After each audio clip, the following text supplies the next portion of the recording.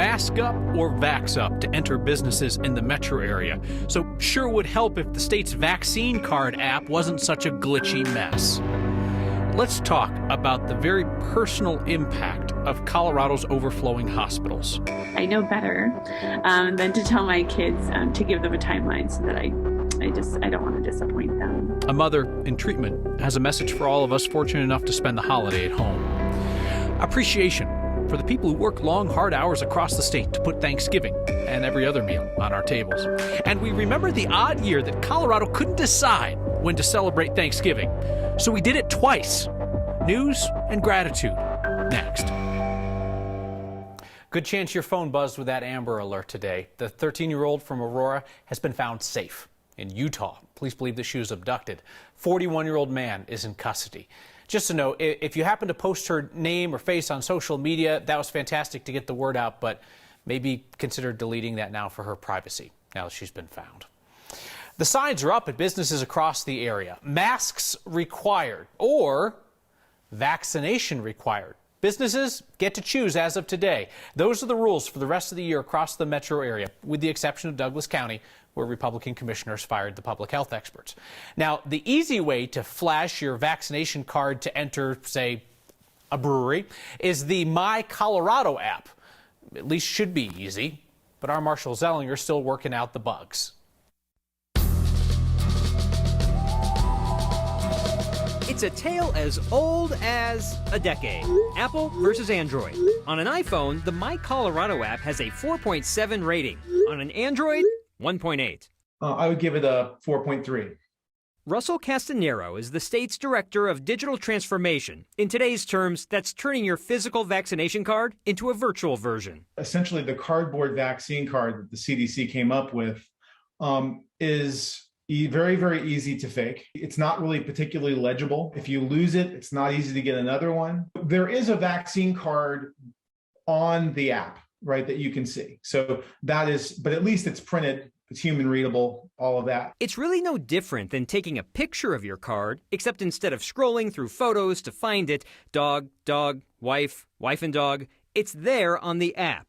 According to the state, 3,300 people used the app yesterday to access their vaccine cards. Quite often we have, 50, 60 requests per second coming to our servers. To use the app in the first place, you need to let it scan your driver's license to create an account. Then, if you want to use the app for your vaccine record, you have to take a selfie, and you cannot skip this step. It's a comparison with the DMV photo, that's all. Once you've done that, you should have access to your vaccine card, if you can get in the app at all. For instance, watch what happened this morning when a coworker tried to log in to the iPhone version of the My Colorado app using Face ID. Yeah, that's the Face ID loop. All your friend has to do is to cover the front-facing camera, and then it'll say, oh, we couldn't do it, and then they cancel and then log in, and then it'll never happen again. But it is irritating. Before the app updated on Android, I ended up in a loop where after typing in my login, it took me back to the login screen, which leads us to Engineering 101, how to fix what appears to be a broken app. Well, uninstall, reinstall basically gets you to start off fresh. Good old unplug it, plug it back in, turn it off, turn it on. 465,000 users have downloaded the app. I asked if a business can reject the digital version as proof of your vaccination.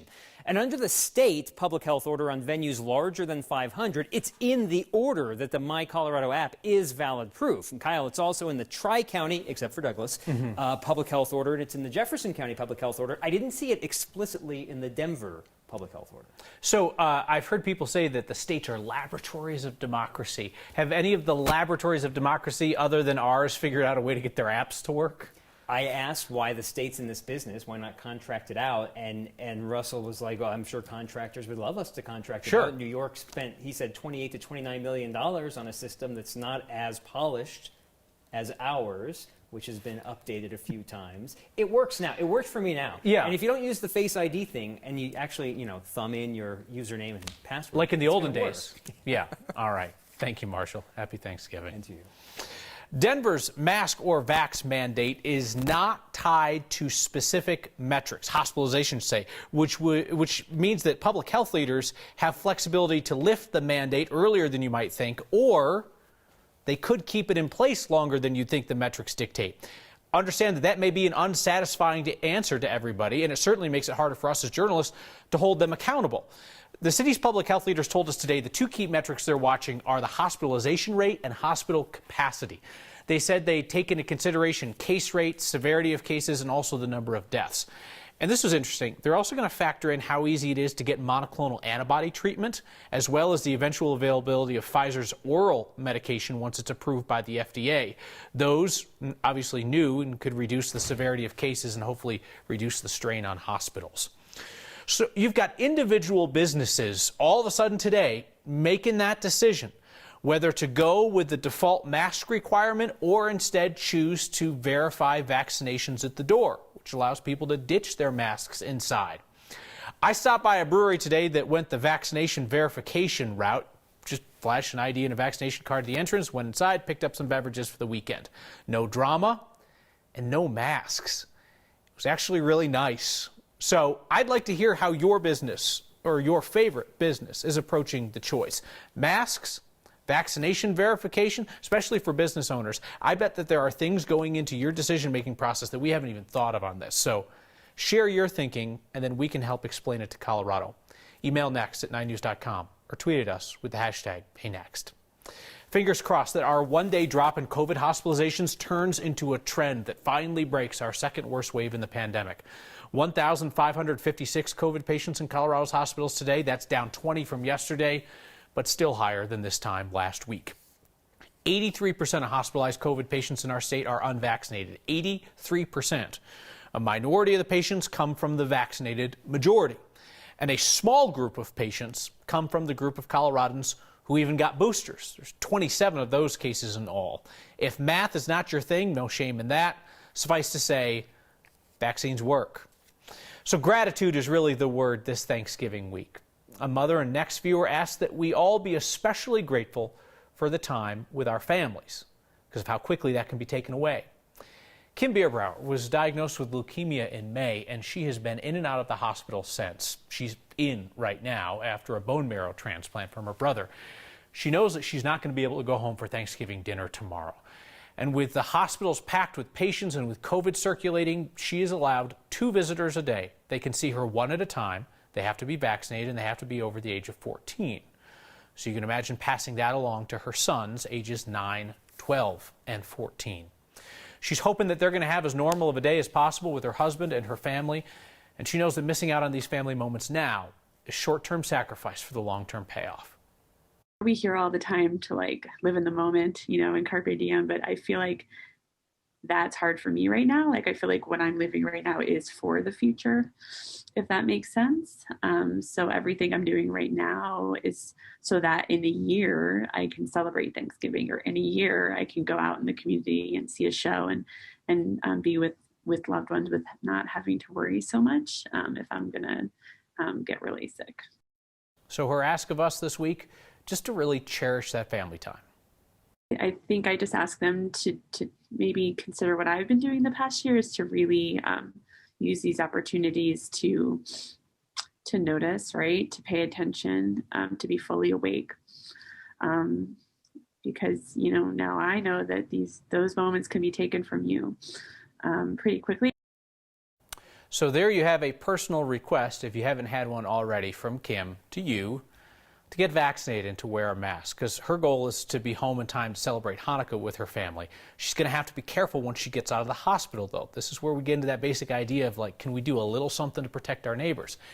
Kim hasn't been able to get her booster because of the fact that she was in cancer treatment. I hope that you and your family have an absolutely wonderful holiday. And I know that you and I together can help other families have a more wonderful holiday season if we pick up their grocery bill. I'm in for that. What do you say? Your Word of Thanks microgiving campaign this week will help Food Bank of the Rockies provide holiday meals to Coloradans in need. And not just the food they need, but the foods that they want, the foods that they love. That is one thing that I really respect about Food Bank of the Rockies' approach. Rather than just handing everybody the same box of food bank staples, they try to tailor the foods they offer to the communities they serve, and they try to bring that food to underserved neighborhoods through mobile pantries. So that's ingredients to make tamales for Navidad, for Christmas, for the Hispanic community. For the Russian community in Colorado, it's ground beef and cream and mushroom soup for Orthodox Christmas.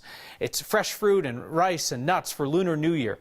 It's food for the people in our community who need it, and it's also the respect of acknowledging that different foods bring meaning and comfort depending on the holiday and the community.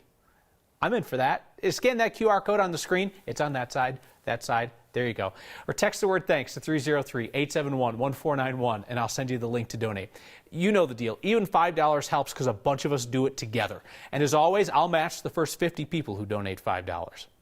Imagine sitting across from a family eating a holiday meal out someplace and being in a position to pick up the tab for them. That's what this is.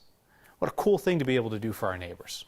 A school district in northern Colorado is trying something new. It's only possible because you helped pay off family student lunch debt through Word of Thanks. The opportunity to serve a meal to a student that provides them with dignity and to be able to not associate food with shame. Full stomachs, full hearts. It's a trip up to Greeley to feel good this Thanksgiving. Next.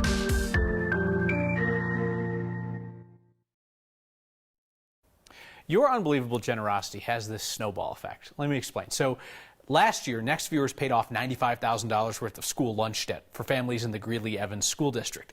That led people in that community to pay off the remaining $45,000 in debt.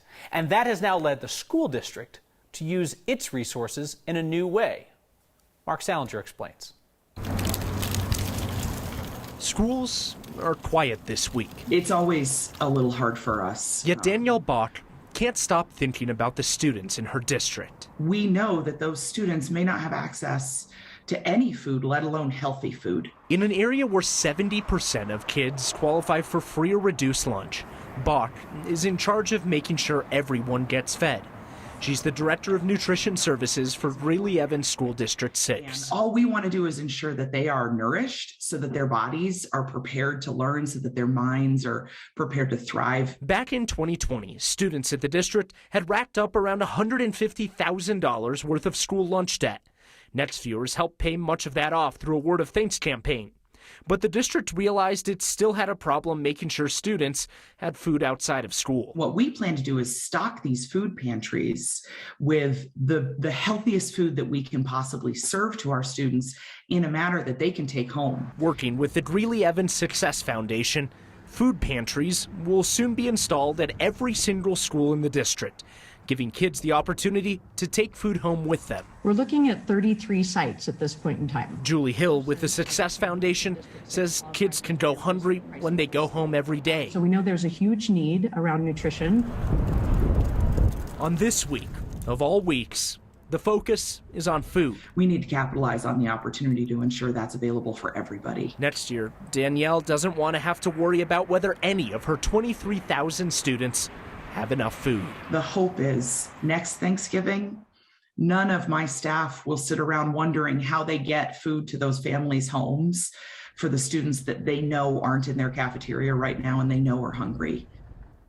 Now, during the pandemic, the USDA allowed new waivers to give every family free lunches if they needed it. Now, because the school lunch debt in the district hasn't gone back up over the past year after it was paid off, they're finally able, Kyle, to raise new funds to fund these food pantries. I love how this story just keeps getting better. And Mark, we're not just talking about like ingredients for meals or individual items. I mean, we're talking about meals that can go home with kids. Yeah, they're planning to stock these food pantries with food that they cook in the kitchen, then they freeze it. Entrees we're talking about that kids can take home and eat for dinner if they need it. That's wonderful. Happy Thanksgiving to you, Mark, and everybody else back at the palatial Salinger estate. You as well.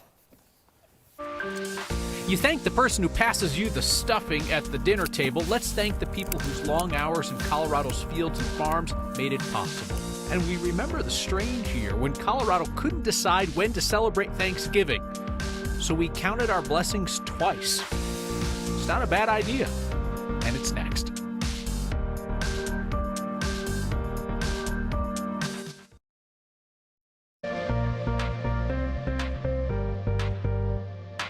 Cloudy and cold today with light snow falling over Denver. Skies will clear from north to south overnight, but there's the possibility of a little light accumulation in the high country and areas west and south of the city. We're on our way to a beautiful Thanksgiving with sunshine and 50s, but tonight it's all about the snow, something we haven't seen in quite a while. And the snow showers will continue and may produce some light accumulation west of I-25, above 6,000 feet, and down through the Palmer Divide areas. Once the snow comes to an end and skies clear, temperatures are going to drop like a rock.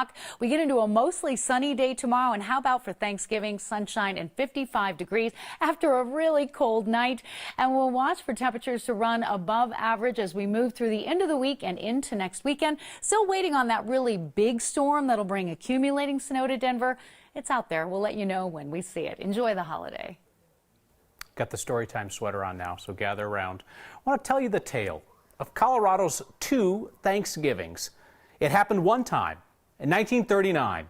Like all heartwarming stories in American history, it was inspired by commercialism. The first Thanksgiving, of course, was in 1863, before the A-line to DIA was built and before Colorado was a state. The year that our state got a double helping of Thanksgiving cheer was 1939. So President Roosevelt, under pressure from retailers, decided to move Thanksgiving up a week to the next to last Thursday of the month. But his proclamation only applied to federal offices. So states, they were torn like a turkey's furcula. That's the wishbone. It's called the furcula. So 23 of the 48 states stuck with Thanksgiving on November 23rd. 23 states went with November 30th. And Texas and Colorado decided to celebrate 2 Thanksgivings that year. The Moffat County Bank, according to the paper, was closed for both Thanksgivings. The Ray Rattler opined perhaps 2 days will not be too many upon which to give thanks this year if we fully appreciate our blessings. After 2 years of confusion or double helpings of blessings, President Roosevelt made the later Thanksgiving the official one.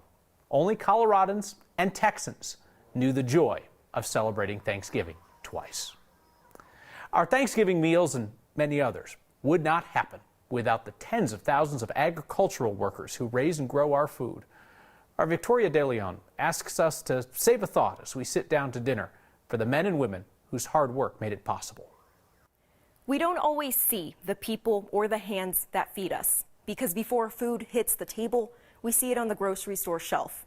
We don't see the back-breaking work and long hours farm workers endure to nourish us and the people we love. Many of the Colorado farm workers don't live in Colorado. They leave their families in other countries for months at a time to provide for them while providing for us. Time off and fair pay for them, or lack thereof, was questioned this year. Before this summer, Colorado farm workers weren't entitled to minimum wage or overtime pay.